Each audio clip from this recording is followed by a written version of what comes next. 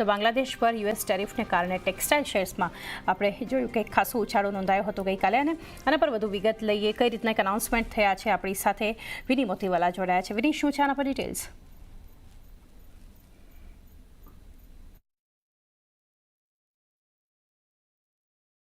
USA Bangladesh સાથે એક deal sign કરી એમાં ટેક્સટાઇલ બાંગ્લાદેશ માટે બહુ ઇમ્પોર્ટન્ટ છે અને ઇન્ડિયાની કોમ્પિટિટિવનેસ બી બાંગ્લાદેશ સાથે કાફી છે તો એના માટે આજે જે ઇમ્પોર્ટન્ટ આવી અનાઉન્સમેન્ટ કે યુએસએ ઇમ્પોઝ કરી 35% ટેક્સટાઇલ ઇમ્પોર્ટ પર ટેરિફ બાંગ્લાદેશ સામે તો 35% ટેરિફ હવે બાંગ્લાદેશ ભરશે લાસ્ટ વીક હતું વિયેટનામ સામે તો વિયેટનામનું ટેક્સટાઇલ ટેરિફ યુએસ સાથે શું આવ્યું 20% અને ચાઇનાનું છે 55%. ઇન્ડિયાની કરંટ ટેરિફ રેટ ટેક્સટાઇલ માટે જે છે એ છે 26%.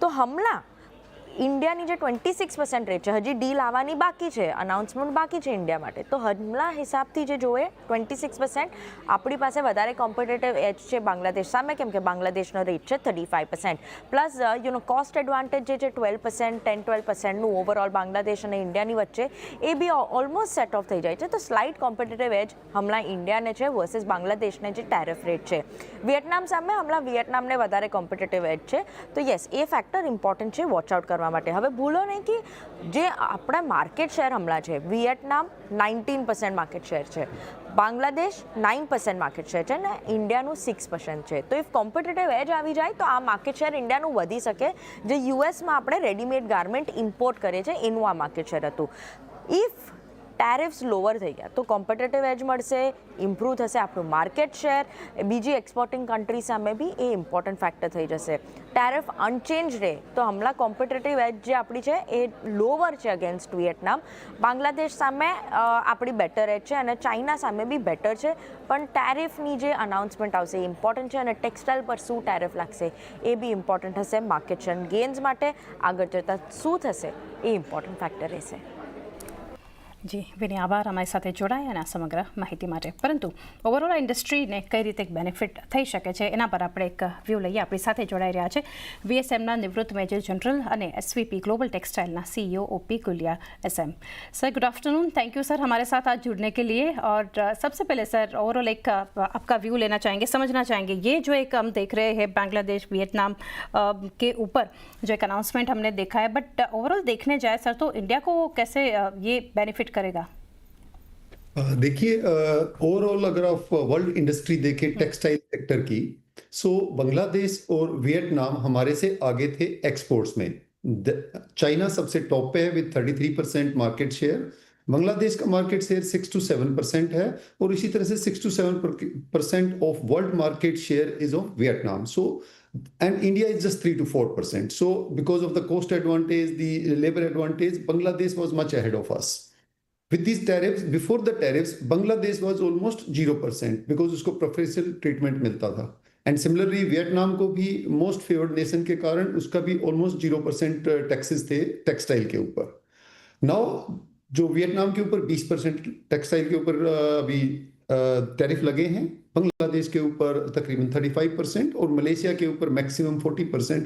इनका क्या इफेक्ट होगा कि जो उनके प्रोडक्ट्स हैं वो कॉस्टली हो जाएंगे.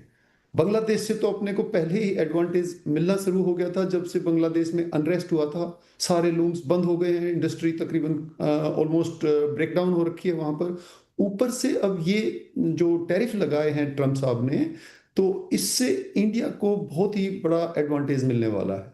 एक तो हम कोस्ट में पहले से ही कॉम्पिटिटिव थे बांग्लादेश के साथ में वी आर ऑलमोस्ट इक्वल उसको फायदा था सिर्फ ड्यूटीज का नाउ द ड्यूटी ऑल्सो उनकी 35% होगी अपनी 26% है सो 9-10% का जो अपने को एडवांटेज मिलेगा वो और बांग्लादेश का unrest complete business or large portion of Bangladesh business now is shifting already and will now because of the tariffs ज्यादा shift होगा इंडिया की तरफ और इसमें से अगर अपने को 3 या 4% भी मार्केट शेयर हम ले गए बांग्लादेश का तो एक बहुत ही बड़ा एडवांटेज अपने को मिलने वाला है. India can be the second largest textile exporter in the world in next about a year if we take advantage of this.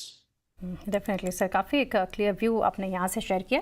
साथ ही सर समझना चाहेंगे एक बांग्लादेश का जो शेयर ऑफ रेवेन्यू है यूएस से वो कितना है वो जानना चाहेंगे और साथ ही कैसे अगर कंपेयर कर सकते हैं with India and what is the differential in cost of production of both Bangladesh and India. हाँ, देखिए बांग्लादेश का शेयर तकरीबन 19 to 21% है, India is around 6%। So Bangladesh gets a major advantage because वहां पर एक तो कोस्ट एडवांटेज था बांग्लादेश को, the labour is very cheap out there.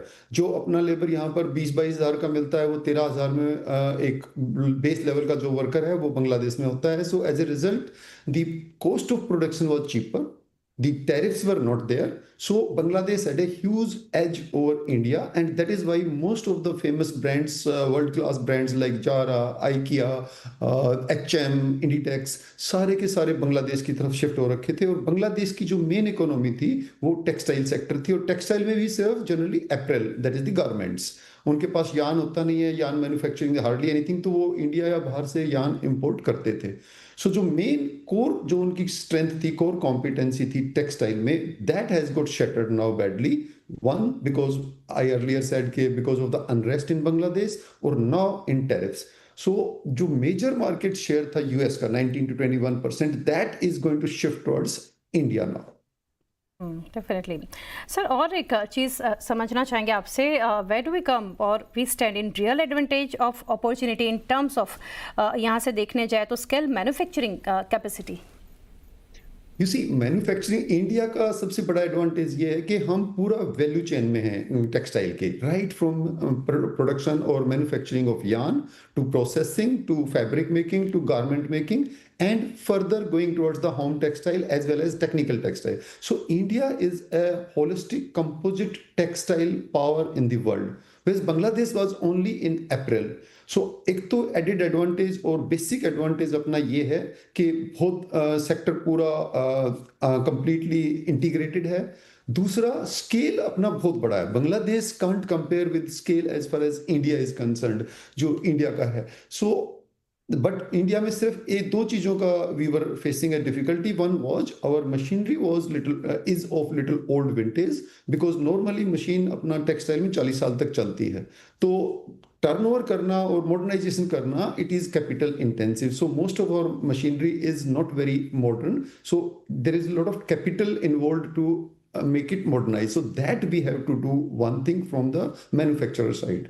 Second, from the government side, the duties and tariffs which were there 10%, we had been requesting government to lift that. अगर वो हो गया और साथ में ये टैरिफ का अपने को एडवांटेज मिलेगा, so India is at a very good space today, and आगे अब जाएंगे जिसके कारण जो टैरिफ के कारण इशू हुआ है। So we are going to get a big advantage out of this. FDIs का फ्लो होगा, all these international brands which I just now said, सारे के सारे। अब वियतनाम का मुश्किल हो गया है, मलेशिया मुश्किल हो गया है, इंडिया चाइना के साथ यूएस का पहले से ही प्रॉब्लम चल रहा है, तो कहाँ जाएगा? पाकिस्तान में there is no scope in Pakistan. So India is the only country where most of this business जो इनका लूज होगा वो अपनी तरफ शिफ्ट होगा। डेफिनेटली। और सर, और एक ग्राउंड रियलिटी और आपसे वो समझना चाहेंगे, अगर डिमांड के फ्रंट पर बात करें, जो हम देख रहे हैं spinning yarn, spinning mills side पर, तो वो ऑन ग्राउंड आप कैसे देख रहे हैं इसको? देखिए, डिमांड का इंडिया का एक्सपोर्ट इंटरनल कंजम्पशन बहुत है इंडिया में। वी एक्सपोर्ट अपना बहुत कम होता था बिकॉज अपने इंडिया के अंदर ही इतनी ज़्यादा कंजम्पशन थी कि हमारे को जरूरत ही नहीं पड़ती थी। नीश यार्न था और नीश गारमेंट्स थे, वही हम बाहर एक्सपोर्ट करते थे। We had a major advantage in US in terms of home textile. Welspun is one of the major industry in that. So 30-40% of US home textile market was with us. So there we had an edge, but garments we did not have an edge. Now with this demand increasing, then Indian industry is able to meet its local domestic demand. And as the export or the globally the demand increases on India, we will be able to upscale our production, and we will be able to meet this demand, which is going to enhance now. Sir, next वही था मेरा सवाल, क्योंकि जहाँ पर एक demand की बात कर रहे हैं तो एक सेंस ऑफ अवेलेबिलिटी जो है, इंडिया कितना तैयार है इसके लिए इन टर्म्स ऑफ गारमेंट्स हो, यार्न हो, क्योंकि जिस तरह से एक्सपोर्ट्स नंबर हम आते देख रहे हैं। No, that I completely agree. As of now, immediately, if we look at it, that we'll be able to scale up. No, it can't happen. It will take time. This is textile industry is such which is labor intensive and capital intensive. It takes time to set up the industry.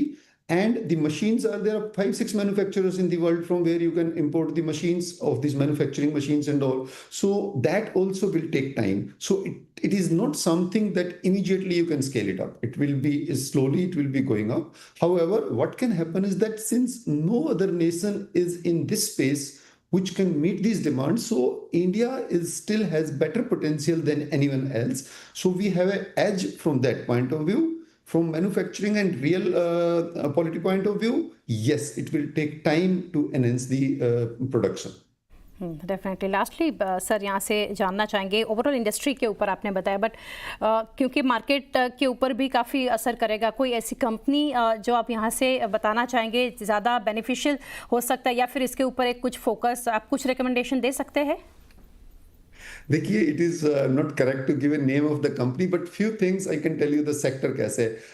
Home textile is going to be a big advantage to us because US में अभी तक हमारे पास ये market he which is going to continue. Second is apparel जो garments बनाते हैं. So you have to identify those companies which are making garment, and in that you should identify those companies which have the complete value chain, like they are manufacturing their yarn itself, then final product भी उन्हीं से निकल रहा है instead of one which is purely making garment and then supplying. So those companies will have a better edge than the others, and also those companies which are in full value chain will have an edge over the single product companies. So that is how you have to look at it. You have to do a little research and then identify these companies. It is not correct for me to name these. Not an issue sir, but आपने जैसे कि बताया home textile apparel के ऊपर एक focus. Gulia sir, thank you, it's a pleasure having you on our show. Thank you so much, काफ़ी details हमारे साथ शेयर की and best wishes sir. Thank you. Thank you.